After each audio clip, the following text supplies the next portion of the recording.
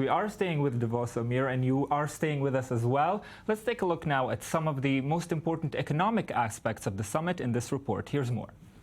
The impacts of technological advancements such as 3D printing, artificial intelligence, and big data, as well as climate change and the growing refugee crisis, are on the agenda at the 46th World Economic Forum, taking place this week in Davos, Switzerland.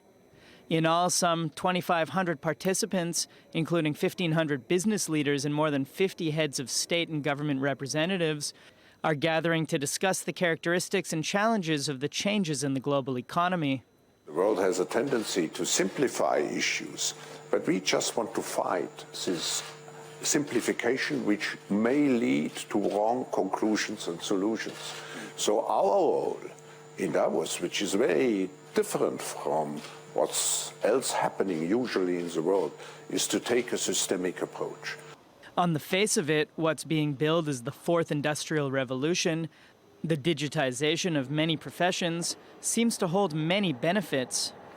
But according to a report from the Davos Forum published on Monday, these changes are expected to lead to the net loss of 5 million jobs by 2020 in 15 major economies like the United States, China, Germany, and France.